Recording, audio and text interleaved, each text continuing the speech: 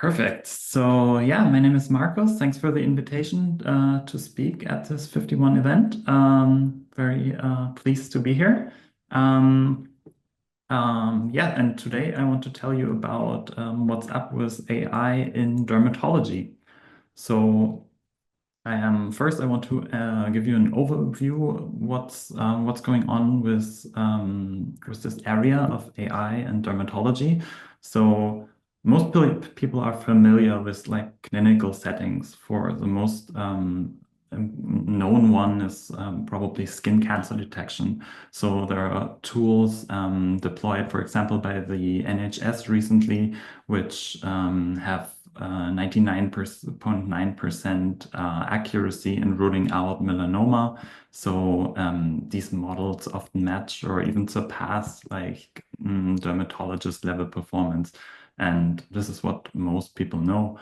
But the high accuracy isn't enough. So there's a growing need also for explainability. So there are new systems using diffusion models, for example, that generate visual explanations that are not just heat maps, but for example, entire synthetic visual justifications for some predictions. So this is also quite interesting, I think, in our field. Um, Next up, we also want to include all skin tones, for example. So there is areas which address bias and inclusivity with several projects using diffusion models that are generative and kind of augment data sets to also have different skin tones. And one data set, for example, is so collecting real world data sets is also important for that. So the DTI data set, for example, tries to make sure that there are all skin tones, like darker and lighter ones, and the ones in between. And this gives us better ability in dermatology to fine tune to adjust for all skin types. So then going on to this area of more cosmetics, we're seeing more models that predict treatment outcomes.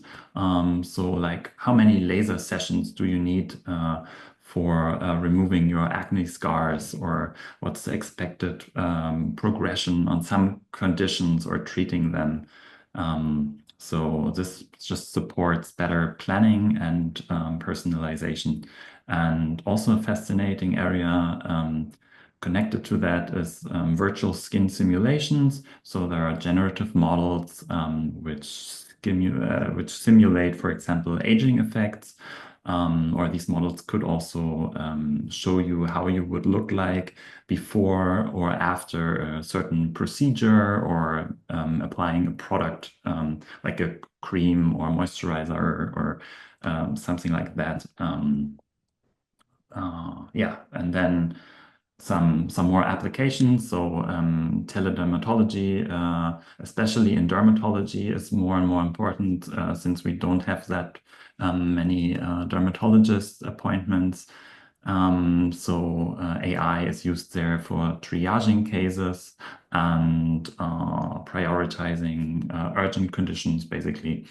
And last but not least, skincare analyses are an ongoing thing that is being done. So you can have your skin analyzed and get product recommendations suited for your skin type. And at my company, Thea Care, we do exactly that. So we give you an AI-powered skin analysis. So we're a company, we exist since 21, but we have done other ideas before. So this current idea is just 1 or 2 years old. So we do this skin analysis and we sell this B2B to other companies who mostly skincare brands or pharma companies. At the moment, we do about 3,000 skin analyses every week. A few words about myself. I'm Markus, CTO and co-founder of Thea. And before I was working as a machine learning freelancer in projects with the Welthungerhilfe, German NGO, or German hospital Charité. Have been doing deep learning for a while, and same as Antonio, I also am affiliated with the Hasso Plattner Institute. And I guess Maximilian is also affiliated to that. Yeah. Okay. So let me motivate this a little bit. So today we want to talk about skin type classification. Why is this important? So a lot of women, but men also, misjudge their skin type. So this leads to ineffective products and to dissatisfaction. And this neither good for the consumer who applies the product to their skin, and maybe they get some redness or get other issues, but also not for the brand, because this customer is clearly not coming back to buy yet another skincare product. So by knowing the correct skin type, you can choose way better products. So that's why we've put such a emphasis on getting the skin type right. And we classify the skin type from an image. I just want to give you a quick demo how this tool looks like. So this is me a few minutes ago. I took a picture for myself, and this is the analysis view. So most important for this talk is actually this skin type section here. Sorry, it's in German. So this has skin type combined. And then we also have some other visualizations which show you dryness or oiliness or redness or wrinkles and many more things of your skin. And this helps us then to educate you about your skin and suggest some products. And I'm already that old that I need anti-wrinkle serum. Yeah, this is a bit sad. But nevertheless, let's move on. So what's the task here? Really easy. It's just a 4-class single label classification task. So the user puts in their image, for example, my image on the right, and then the AI will just have to get 1 out of 4 classes. But it turns out to be, yeah, it looks very easy, but it turns out to be a very complicated task that even dermatologists struggle. If they do this in person, like at their own practice, it's a bit easier, but still somewhat complicated. And especially from just the image from like a smartphone. Okay, so first we had to think about dataset creation. So we collect lots of images, but only few of them have good quality. So it's actually a big challenge to get good images from users' devices. But we want to collect these real-world images basically because that's most realistic. So the people should be outside, should be in the train, should be on the couch, as they will be during inference. So yeah, we're building good tools to do that with your with a good UI UX to get good lighting to show you what's off. And then next, obviously important is the annotations for these photos. So we do these with professionals, but it's really hard. So even for professionals, if they do this via their own rules versus their gut feeling, sometimes creates different annotations. So different, they would come up with different classes. So it already shows us that it's there's sometimes not a clear label. For this. And yeah, last but not least, we also do have segmentations annotated, so like a pixel-wise mask basically for images.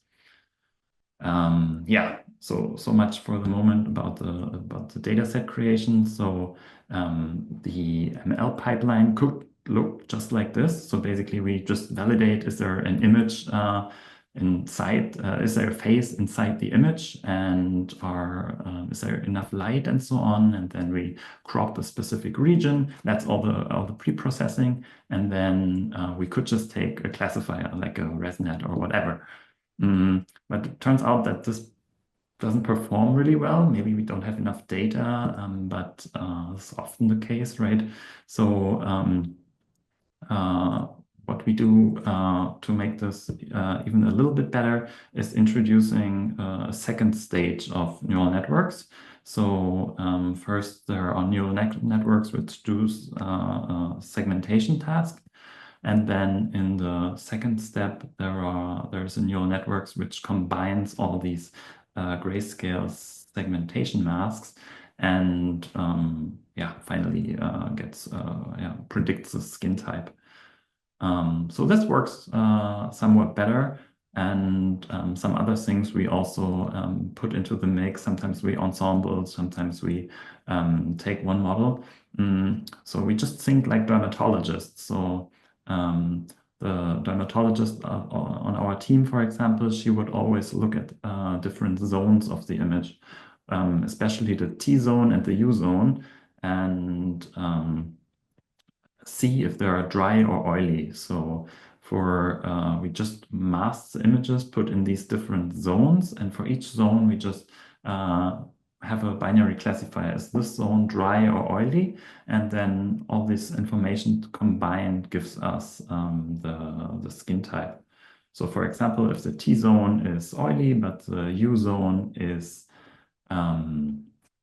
dry, then we're talking about combined skin. And then there is another approach. So this is cutting out patches, lots of patches, lots of like hundreds of patches from the skin, and for each one classifying this separately, and then combine these classifications. And yeah, this makes it a bit more robust towards light conditions, like light coming from one side. And this was published in this paper about makeup finish assessment, actually. So yeah, that's thing we do. So the lessons learned on the way is, yeah, you really have to get good quality data, and human in the loop annotations are really great. That really helps a lot. And yeah, some things we still want to do in the future is creating more synthetic data, and also dealing with inconsistent labeling across annotators, and yeah, just having a good data engineering to collect all the data in the right formats.